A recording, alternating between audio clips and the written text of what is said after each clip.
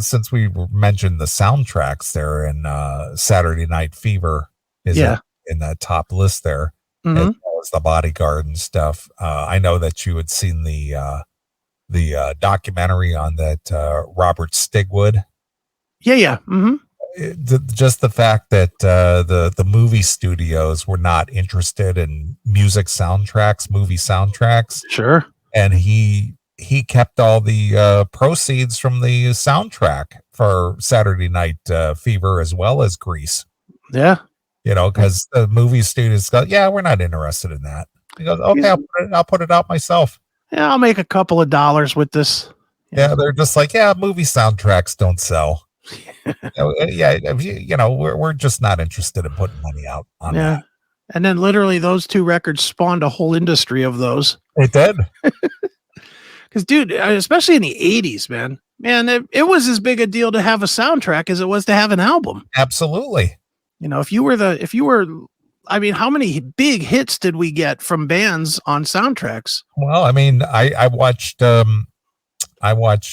new Top Gun last night, and obviously they started the movie with Danger Zone. Yeah, Kenny Loggins. Yeah. He probably made his whole career off of that song. Absolutely. Which you had the opportunity to meet Kenny at the little Kent Theater. I did for the Blue Sky Riders. Right. But to think about that, Kenny Loggins, Loggins and Messina, and then of course Kenny Loggins solo with Footloose and Top Gun or the Danger Zone song, and the guy sold had some pretty Footloose, another movie. Yeah, Footloose was huge too. Yeah, I know. And you see him playing in a little theater in Kent, Ohio. Yeah, that holds 600 people, maybe. Yeah, maybe. Isn't that weird? It is weird. Yeah, cool though. Are you still in touch with that girl? What's her name? Georgia Middleman. Yeah. Yeah. Are you? Oh yeah. And what are they doing? Nothing anymore. That Blue Sky Riders is not doing anything. They don't have. I don't know what happened there. They didn't have a falling out per se. I think they just felt like it ran its course. Well, maybe it did. And Kenny Loggins is doing his thing. I see him pop up on things here and there. He's starting to get a little long in the tooth himself. He's starting to get that Gordon Lightfoot thing going on in his in him. He's looking a little old, and then Georgia and her husband Gary Burr, who is the other guy who was the third part of Blue Sky Riders. They do a lot of shows like in New York and in Nashville, and they actually, if people want to hear that kind of music, that kind of like soft rock type of a thing, they do a live thing every Wednesday and Sundays on their Facebook for nothing. So okay, where they just sit on their couch and play guitars and play songs. Sure, I've actually watched a dozen of them or so. It's pretty fun, actually. That's cool. Very good. So yeah, they're still active, but yeah, Kenny Loggins, he doesn't need that. He doesn't need to go. Quite honestly, seeing Kenny Loggins in a little room like that, the guy's Kenny Loggins, for God's sakes. That's kind of my point, is that somehow, some way, he decided to do this little hootenanny thing, and he doesn't need that. He's got to have $50 million in the bank. Right. Well, you would think that with the popularity of the new Top Gun, it might have re-energized his career or something. Sure. I mean? Yeah. Oh yeah. I'm sure it probably gave him a nice little boost. Although I gotta say this about the Top Gun and I enjoyed it. Did you enjoy it? It was okay. I mean, it was done well. I mean, obviously they were trying to capture a lot of the nuances of the original, which they did. I mean, there was some revisiting the past and trying to capture the spirit of the original Top Gun, where these guys, especially that the smart ass pilot guy. Goose, or in the new movie or in the old one? The new one. Oh, what is his name? I only watched it once. Coyote or something like that. Yeah. Yeah. Well, basically trying to recapture that whole rivalry thing. Yeah. Which they did, and it was okay movie. I mean, it wasn't bad. Yeah, I mean, it was a watchable movie. I just watched. The only thing that drove me nuts was how they pretended like those kids would be like so down with Great Balls of Fire. None of them kids would know that shit. Well, unless of course it's a tradition thing, if you're not necessarily because you're down with it because that's your favorite kind of movie, but it's just carrying on a legacy traditional thing. Yeah, I think that was just thrown in 1000% to grab the old ladies that are watching this now that remember that scene in the first movie. Yeah, So well, he just did it again. Well, again, of course, it's the whole trying to make it relatable to the original movie. Mm-hmm. And I thought they did a good job of doing that. Yeah. That bartender chick, what's her name in real life? In the new movie? Yeah, the new one. Tom Cruise's love interest. Oh, what's her, Jennifer Connelly. Oh yeah. Mm-hmm. What is your thoughts on her? Jennifer Connelly? Yeah, in general. I mean, not specifically in that role in that movie, but just as an actress. Do you find her attractive at all? I used to, but she got too thin. Oh, okay. When she was a little bit thicker with the big cans, okay, I liked her. When she was in that whatever the movie was where she was bouncing on the ball in the store. What was that movie? Career Opportunities. Okay. I liked her then. She was kind of hot. She was like a hot, big-titted 20-year-old, and I was digging her then. But she's gotten kind of, she has not aged well. Yeah, she comes off like a real pissy housewife. Yeah, she definitely does that. Just like I've seen her in several movies, and she just some about her just rubs me the wrong way. Right. Again, she could be the nicest person in the world, but she just comes off as a pissy housewife, always pissed about something all the time. Always got an attitude about something. It's just like, get out of my face, will you? Get out of here. Yeah, she's a real cunt in Snowpiercer. I don't know if you ever watched that show Snowpiercer, but she's a real pig in that one. Just a real cunt. She's a pig. Not ugly pig, but just a pig. Her attitude is real piggish. She's a real fucking bitch. Yep. Yeah, I think that's kind of the role that she plays. I guess it's not a role that I enjoy watching though, because it just gives me the that feeling that I just want to get up and run out of the room. Right. No, failed musician. That's not just women in general. Come on now. Yeah. So, yeah, I mean, I thought she did. I didn't recognize her right away when she was, and I was like, who's that chick? Who's that chick? Yeah. And, oh, it's been a while since I've seen her. Yeah, she's got a few years on her now. Yeah, there's a couple of miles been ridden down that road, that's for sure. But yeah, I watched that last night, just to see what that was all about. And again, if you're a fan of the original movie, I think this does a pretty good job at paying tribute to that. And sure. The fact that they figured out a way for what's his name? The guy who lost his throat. The guy that lost his throat. Yeah, what's his name? He played the Admiral. Oh, dude, I don't know anybody's names. Iceman. What's his name?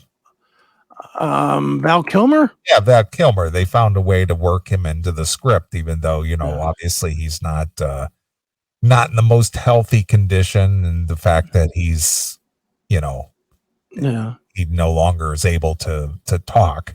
Right. But they were able to work him into the script and give him a little bit of a role in that. I thought that was pretty cool that they were able to do something like that for him, Well, they put all the hooks in to pull all the old timers in and get them talking. And it worked. I mean, I thought it was a good movie. I enjoyed it. I didn't quite think it was the cinematic excellence that they hyped it up to be, but it was cool. It was cool watch. It was just a return to a iconic movie, I guess. Yeah. So, if people want to watch it, it's still out there, Paramount Plus. Right. Go watch it. Yeah. Oh, and the actor that they got to portray Goose's son. To make him look like him a little bit. Yeah. I thought they did a good job with that. Yeah. His demeanor and his look and stuff, and made him really stand out. It's just like, right. Well, if this guy really wasn't his son in real life, boy, they did a good job finding an actor to make him look like him. I think it might be his son in real life. Really? Is it? Because the original was Anthony Edwards. Yeah, of course. And this guy's name is Bailey Edwards. Oh, is it? So it could be his son, right? I'm looking right now to see, is Bailey Edwards Anthony Edwards' son? Yes. Oh, how about that? Well, then that makes sense. That's why he looked like him. I wasn't aware because I had no idea who Bailey Edwards is. Yeah, well, apparently Anthony Edwards saw this coming, so he had a baby, so he'd be ready by the time they did the remake. Well, there you are. So the legacy does live on, even in real life. That's right. So that's why he'll be on the new ER. Well, because I finished up watching the new Top Gun, I went and watched actually a really good movie. Was The Firm. Oh yeah, Firm is great. I followed that up with The Firm. That's a good movie there. Yep. That is a good movie. Even to this day, it still holds up. Sure. That was a kick-ass flick. It really was. But I agree. Well, I spent my week twiddling my way through a brand new batch of murder porn, and I'm about halfway through the new Reacher series, which is fucking excellent. All right, good. It's excellent in the dumbest way, though. I say it's excellent, but it's certainly not going to win. Certainly not going to push The Godfather out of the way for best movie of all time or best screenplay or any of that. It's dumb. It's dumb, like an Arnold movie or a Stallone movie back in the 80s. Sure. It's just dumb fucking violence and sex and, but it's fun. It's just a fun, stupid, lots of chaos movie. Right. Or series, I guess. It's like 8 or 10 episodes or whatever, but good shit. Worth the watch. Now, what the hell is murder porn? What is that? It's not really porn. It's just the whole documentary series of murders or serial killers, or they call that murder porn. Okay, well, people who feed on that. For people that feed on death and destruction in the worst, sickest kind of ways. Gotcha. And I'm all in. I discovered this week that Tubi is by far the kings of original murder porn. All right. You have to sit through some commercials, but wow. I was watching one this week. I don't even remember the name of it, but it has something. The kid's name is Jamie Bulger. And if you look up Jamie Bulger on Tubi, you'll find it. It's the only thing. Okay. So these 2 10-year-old kids, they lured another kid to a lake, and they were going to drown this kid at 10 years old. Well, it reminds me of that actual thing that actually happened, where the 2 girls had a sleepover and they took their friend out with the Slender Band. Yeah, sure. Well, this is definitely in that category. It's like, because this is real. This is real. It's not fake. It's a documentary. So they lead him to this water, and then the mother catches him right before they're gonna drown this kid, and just says, "Hey, you kids, get away from the water." So they walk away from the water, and then they beat the kid to death with bricks instead. Then they stick him on a train track, and then a train runs him over and cuts him in half. Oh, boy. Really fucking violent slaughter. But they're 10. Yeah. This is in England, so they didn't know what to do. And this documentary was fascinating because they had all the interviews and everything with the kids, with the police, and the kids are crying, "Mommy, I need my mommy," because they're fucking 10. Sure. So they get sent away. In England, I guess they have some kind of camps that they send people to instead of like kids, instead of, how here you'd be sent to like a detention home or something. Of course, yeah. There they send them to it's more rehabilitational than it is here, where here it's just like fucking kid prison. In England, I guess it has pools and horseback riding and shit. It's to try and train their brain to not be fucked up. Yeah, to be normal. Yeah. Whatever normal is. Yeah, whatever that will equal. And then they don't get released until they're deemed safe to society, even if that's past their 18th birthday. So what ended up happening was these kids, they aged out, but the judge in the sentence, he put out their names in the sentencing, but then he also made some kind of ruling that no news organizations are allowed to do any kind of like paparazzi type shit with these kids. They're not allowed to say where they're staying. They're not allowed to show pictures of them that might turn up, all kinds of crazy shit like that. Well, now these kids are like 20. The family is out there saying, we're going to hunt these fucking kids down and kill them. They're like just openly saying it in public. Right. Then there's a radio guy that's launching a campaign on his radio show to find and kill these two kids. It's so now it's this nutty thing, and it's following this reporter around that's trying to find where these people are, but he's and how they're secretly finding photos and getting photos sent to him like through the dark web and shit. It's crazy. It's this crazy story. It's something about Jamie Bulger. If people want to watch it, it's on Tubi TV. It's really, really it's well done, but man, it's like. It's fucked up. Just seeing the old school, mob, saying, yeah, we're going to kill this motherfucker. Right. Here in the States, they would not go for that. I don't think. I think you'd find the family, tailed constantly. Sure. And maybe they are being tailed in England. I don't know, but it was nuts. It was a weird documentary, but really cool to kind of watch. Yeah. Well, I know you watched this because I heard you talk about it on your Chris Aiken Presents, but I did watch that Madoff documentary as well. Oh yeah. Yeah, that was done pretty well. That was done well. Just it really makes you think that we're fucked. Because this guy was able to dupe the government, the SEC, with a fucking dot matrix printer. Right. He really wasn't that. I mean, he even said it. He said, it's not like I did anything smart. I just created paper. Well, his reputation preceded him. And so, he had already built up a reputation like, oh, this guy couldn't be doing anything wrong. I mean, he's a reputable, business guy. He's a reputable financier guy. So he would have no reason to do anything, untoward or illegal or whatever the case may be. So, I heard the people in the, documentary that they were interviewing saying that, the SEC would just call them up and say, hey, do you have a hedge fund? No, I sure don't. Okay. Yeah. Yeah, it was, but I mean, he was moving on paper trillions of dollars. Yeah. And was able to convince the government that was so, just on reputation. No auditing, no nothing.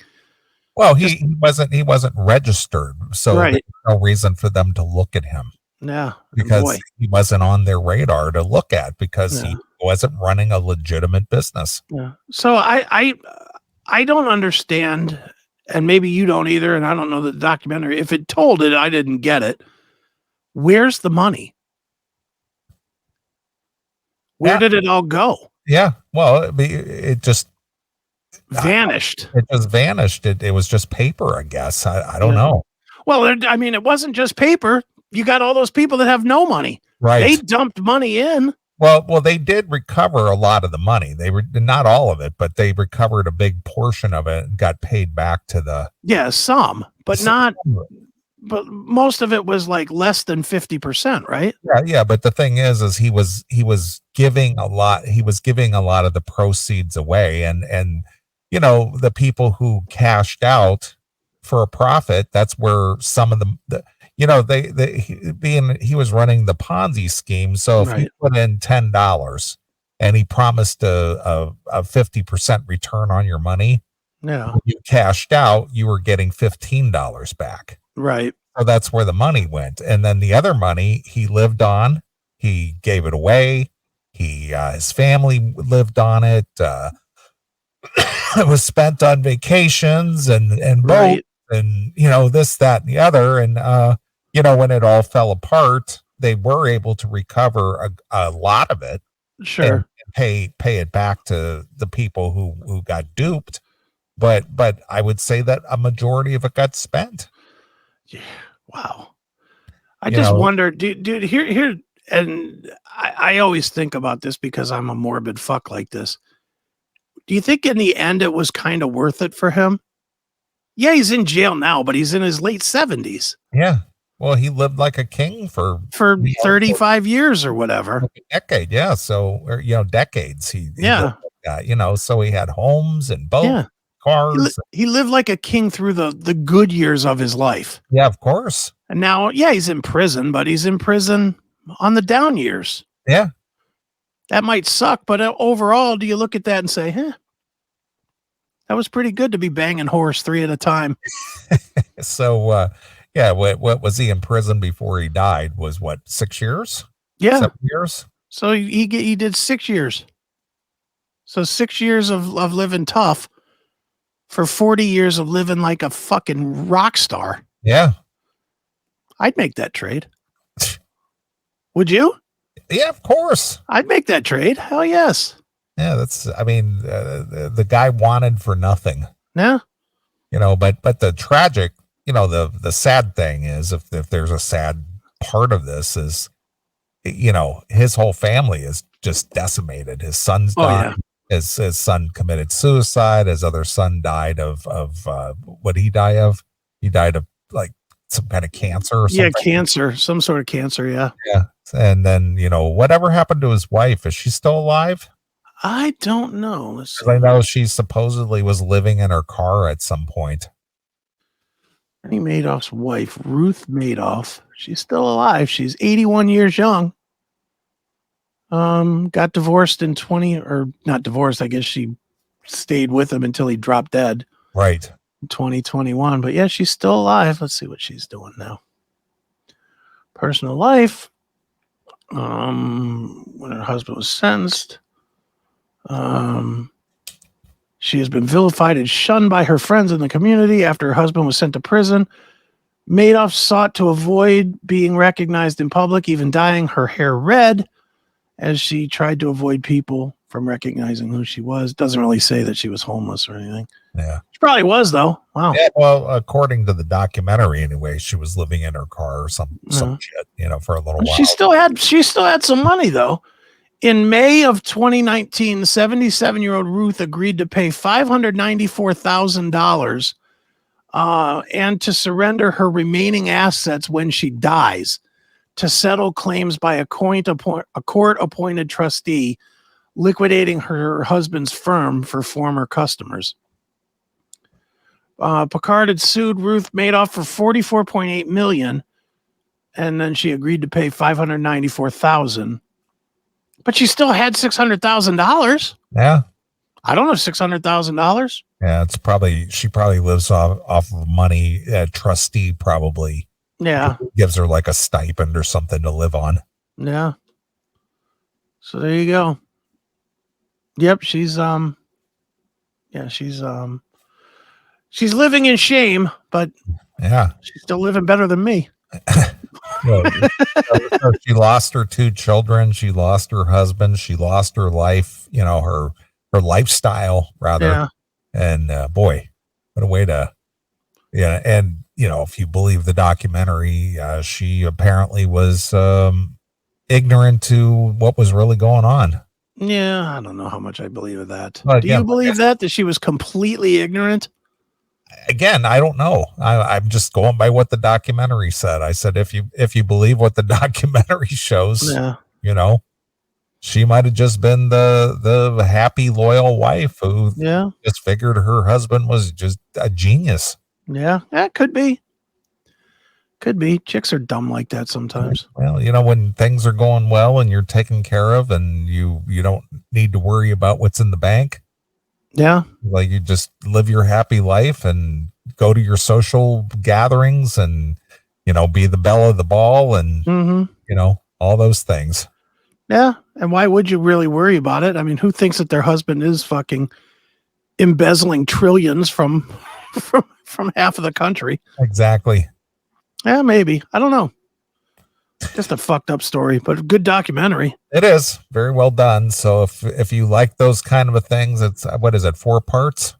3 parts. 3 parts? Yeah. Okay. So if you have any interest in that, it's on Netflix. So yep. Go good stuff. Yep. All right. I say we take a break. All right. Do I need to turn these things off when we take the break? You can if you want to. I mean, will it last the whole show if I don't? You know what? I haven't used it for a whole show yet. So okay. I guess you could turn the power off. Yeah, I'll turn it off. And just power it off and then power it back on. Yeah. Okay. So far, so good, though? Yeah, sounds good. Yeah. A little echoey in my head, but I'll live with that. Yeah, but if like I said, I don't know if where your volume is on whatever apparatus you have that plugged in. Yeah, I'm not going to mess with it tonight because last thing I need to do is fuck it up and then not be able to do the show.